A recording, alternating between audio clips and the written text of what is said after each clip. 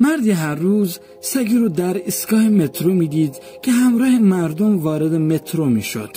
او در اول فکر کرد که این سگ متعلق به شخصی است، اما این گونه نبود و زمانی که این سگ رو تعقیب کرد که به کجا میره، چیزی رو یافت که باورش خیلی سخت بود و سریع به پلیس زنگ زد. برای فهمیدن این داستان دردناک و عجیب همراه ما باشید، اما لطفاً قبل از تماشای این ویدیو کانال ما رو سابسکرایب کنید و برای حمایت از ما فقط کافی است که این ویدیو رو لایک کنید و دکمه زنگوله رو فشار دهید و در ادامه همراه کانال ابراهیم تیوی باشید. امیر مردی هست که در استانبول کار میکرد. امیر مثل هر روز با ماشینش سر کار میرفت تا که ماشینش طی حادثه‌ای خراب شد و آن را به تعمیرگاه برد. به خاطر همین از آن روز به بعد مجبور شد تا با مترو به سر کار بره. زمانی که امیر برای اولین بار وارد ایستگاه مترو شد، چیز خیلی عجیبی رو دید، چیزی که هیچ وقت مانند آن را ندیده بود. او در ایستگاه مترو سگی رو دید که همراه مردم منتظر آمدن مترو بود و زمانی که مترو رسید او هم همراه مردم سوار مترو شد.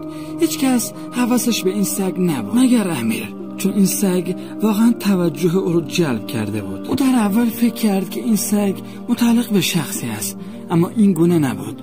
به خاطر همین در مترو دنبال این سگ گشت، اما قبل از اینکه اونو پیداش کنه به مقصدش رسید و پیاده شد. در اول امیر فکر کرد که این سگ یک سگ ولگردی است که دنبال غذا بوده است و تصادفی سوار مترو شده است. به خاطر همین سعی کرد که این سگو فراموشش کنه، اما فردای آن روز اتفاق خیلی عجیبی رخ داد. امیر زمانی که وارد ایستگاه مترو شد دوباره اون سگ رو دید که منتظر آمدن مترو بود و این اتفاق هر روز رخ میداد. امیر هر روز این سگ رو داخل ایستگاه مترو میدید که همراه مردم سوار مترو میشه. امیر از خودش پرسید آیا این سگ از صاحبش فرار کرده است یا گم شده است یا او را ترک کردن. در یک از روزها امیر دید که سگ میخواد وارد مترو بشه، اما بعضی از مردم جلوی او رو گرفتن و اونو از مترو بیرون انداختن. امیر خواست جلوی آنها رو بگیره، اما دیر شده بود و مترو به راه افتاد و این سگ بیچاره از مترو باز ماند. امیر از پنجره مترو میدید که این سگ بیچاره بدجور گم شده به نظر میرسید و کاملا بین مردم گیج شده بود. امیر داخل مترو به این فکر میکرد که چطور میتونه به این سگ کمک کنه، اما باید اول اونو دوباره ببینه. در روز بعدی امیر به مغازه غذای حیوانات رفت و چند بسته غذای مخصوص سگ گرفت و زمانی که وارد ایستگاه مترو شد سگ رو دید که منتظر مترو هست. او غذا رو به سگ داد و سگ هم آن رو قبول کرد و شروع به خوردن آن نمود. در آن روز تماسی با امیر گرفته شد و بهش خبر رسید که ماشینش تعمیر شده است، اما او خواست که با مترو به کارش بره تا بتونه به این سگ کمک کنه و داستان زندگی این سگ رو بفهمه. به خاطر همین در یکی از روزها به مسئولین مترو زنگ زد و این قضیه رو با آنها در میان گذاشت. آنها هم او رو به پناهگاه حیوانات معرفی کردند.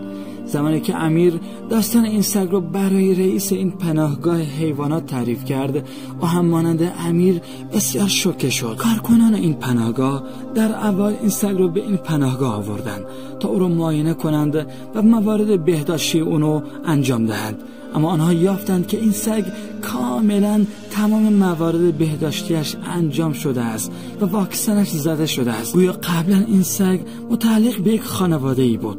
آنها تصمیم گرفتند که یک ردیاب کوچیک در بدن این سگ جاسازی کنند تا بفهمند این سگ به کجاها میره و چرا میره.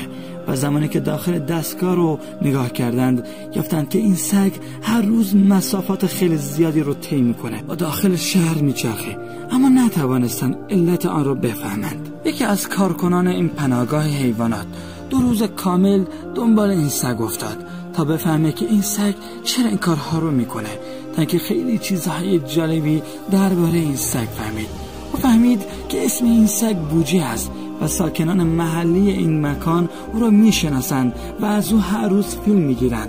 او فهمید که این سگ خیلی باهوش است چون تمام قانونهای حمل و نقل عمومی رو میدونه و جلوی مسافران رو خالی میکنه و زمانی که در قطار یا مترو کاملا باز نشده باشه داخل نمیشه و بسیاری از مسافران و ساکنان شهر او رو میشناسند و او رو دوست دارند تا که تبدیل به یک ترند اینترنتی در شبکه‌های سوشال مدیای ترکیه شده است. تا که بعد از مدتی کریس تصویربردار معروف جهانی داستان این سگ رو از طریق اینترنت فهمید. به خاطر همین تصمیم گرفت تا به استانبول بیاید و درباره این سگ تحقیق کنه و از نزدیک این سگ رو ببینه. او به مدت 1 روز کامل از این سگ فیلم برداری کرد تا ببینه به کجاها میره و چرا این کار رو انجام میده. تا که کریس چیزهایی رو فهمید که باورش خیلی سخت بود. او به شبکه خبری CNN گفت که این سگ داره یک روح آزادی است. او فقط میخواهد که سوار وسایل حمل و نقل عمومی شود. اگر از جلوی او ماشینی یا اتوبوسی رد بشه، او فقط میخواد سوار بشه.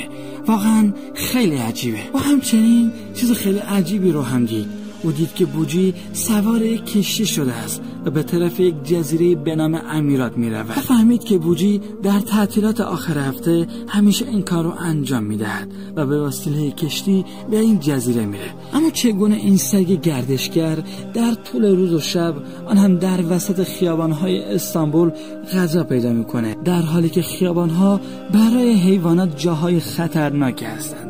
پس چطور بوجی توانسته در وسط این خیابان‌ها دوام بیاره؟ در شهر استانبول برنامه‌های مخصوصی برای حمایت از حیوانات وجود داره و غذاهای مخصوصی برای این حیوانات در گوشه‌های خیابان‌ها پیدا میشه. در مکان‌های مخصوصی قرار داده شدند و شهرداری استانبول غذاهای این حیوانات رو روزانه تهیه میکنند.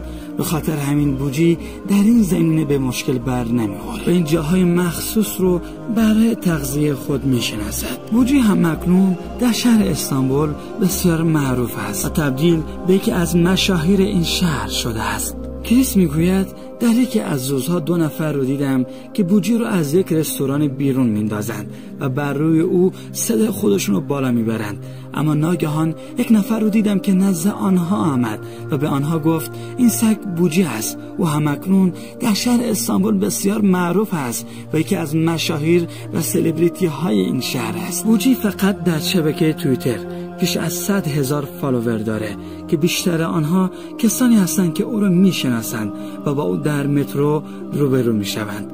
نظر شما درباره این سگ مسافر و گردشگر چیه؟ لطفاً نظرات مفید خودتون رو در بخش کامنت ها برایمان بنویسید. و اگر از این سبک ویدیوها دوست دارید، لطفاً این ویدیو رو لایک کنید و دکمه زنگ رو فشار دهید و برای دوستان خودتون شیر دهید و در بخش کامنت ها آن رو به ما اطلاع بدهید. و تا ویدیوی دیگر، در امان خداوند.